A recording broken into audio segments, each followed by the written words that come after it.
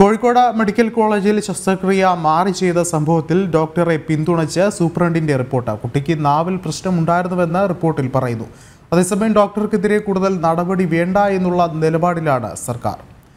കൂടുതൽ വിവരങ്ങളുമായി കോഴിക്കോട് നിന്നും ദിസ്ന സുരേഷ് ചേരുന്നുണ്ട്. ദിസ്ന, കൃത്യമായൊരു ചികിത്സാ പിഴവ് സംഭവിച്ചിട്ടും എന്നാൽ അതിനെല്ലാം ന്യായീകരിക്കുന്ന തരത്തിലേക്കാണ് കാര്യങ്ങൾ വഴിമാറുന്നത്. ഒരുപക്ഷെ കഴിഞ്ഞ ദിവസം ഈ ഒരു വിഷയത്തിൽ പോലും പ്രതികരിക്കാതെ ആരോഗ്യമന്ത്രി വീണ ജോർജും ഒഴിഞ്ഞു മാറി. അങ്ങനെയെങ്കിൽ ഇത്തരത്തിലുള്ള സംഭവങ്ങളൊക്കെ തന്നെയും കോഴിക്കോട് മെഡിക്കൽ കോളേജിൽ ആവർത്തിക്കപ്പെടുമ്പോൾ ഇനി ജനങ്ങളുടെ ജീവന് എന്ത് വില എന്നുള്ളതാണ് ഉയരുന്നൊരു ചോദ്യം.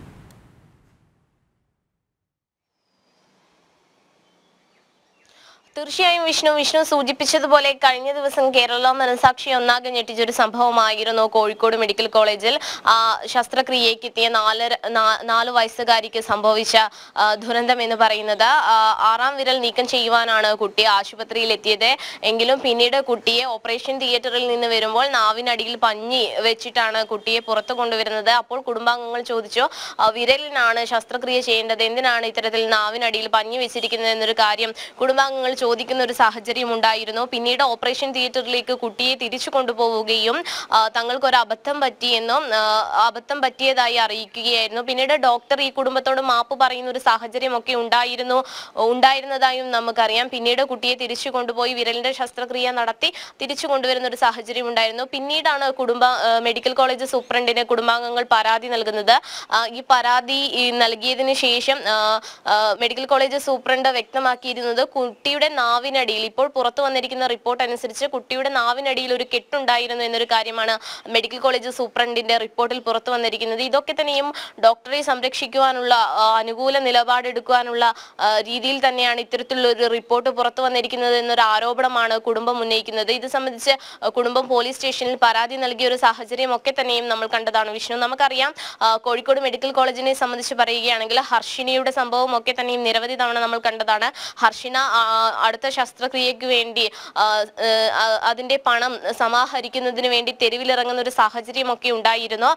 ഇപ്പോഴും അവരുടെ ശസ്ത്രക്രിയയ്ക്ക് വേണ്ടി ധനസമാഹരണം നടന്നുകൊണ്ടിരിക്കുകയാണ്. ഇത്തരത്തിൽ വലിയൊരു രീതിയിലുള്ള ഒരു അനാസ്ഥയാണ് കോഴിക്കോട് മെഡിക്കൽ കോളേജിൽ നടന്നുകൊണ്ടിരിക്കുന്നത് എന്ന് തന്നെ നമുക്ക് പറയാം. ഇതിനെ ആരോഗ്യവകുപ്പ് സംരക്ഷിക്കുന്ന ഒരു നിലപാട്, അതായത് ഹർഷിനയുടെ കാര്യം വന്നപ്പോഴും ആരോഗ്യമന്ത്രി അടക്കമുള്ളവർ പറഞ്ഞൊരു കാര്യം എന്ന് പറയുന്നത് ഹർഷിനയോടൊപ്പം തങ്ങളുണ്ട്, ഹർഷിനയ്ക്ക് നീതി ലഭ്യമാക്കും എന്നൊരു കാര്യമാണ് ആരോഗ്യവകുപ്പും ആരോഗ്യമന്ത്രിയും മുഖ്യമന്ത്രി അടക്കം വ്യക്തമാക്കിയിരുന്നത്. എന്നാൽ ഹർഷിന ഇന്നും പോരാട്ടത്തിലാണ്. അവരുടെ അടുത്ത ശസ്ത്രക്രിയയ്ക്ക് വേണ്ടി ധനസമാഹരണത്തിന് വരെ തെരുവിലിറങ്ങേണ്ട ഒരു അവസ്ഥയിലേക്ക് ഹർഷിന എത്തുന്ന ഒരു സാഹചര്യം ഉണ്ടായിരുന്നു. ഈ സാഹചര്യത്തിലാണ് ഇപ്പോൾ ഈ കുട്ടിയുടെ സംഭവം വന്നിട്ടുള്ളത്. അതായത് ഡോക്ടർമാരുടെ സംഘടന ഉൾപ്പെടെ ഡോക്ടർക്ക് അനുകൂലമായുള്ള ഒരു നിലപാടാണ് സ്വീകരിക്കുന്നത്.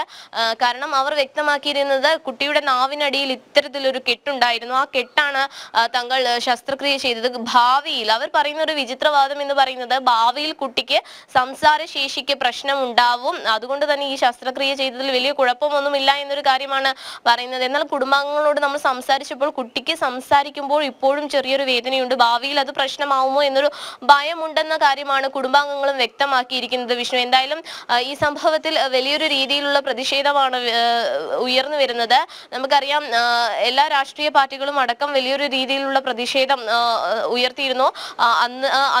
അന്നത്തെ ദിവസം തന്നെ വലിയൊരു രീതിയിലുള്ള പ്രതിഷേധമായിരുന്നു മെഡിക്കൽ കോളേജിന് മുമ്പിൽ ഉണ്ടായിരുന്നത്. ഈ പ്രവർത്തകരെ ഒക്കെ തന്നെയും അറസ്റ്റ് ചെയ്ത് നീക്കുന്ന ഒരു സാഹചര്യവും ഉണ്ടായിരുന്നു.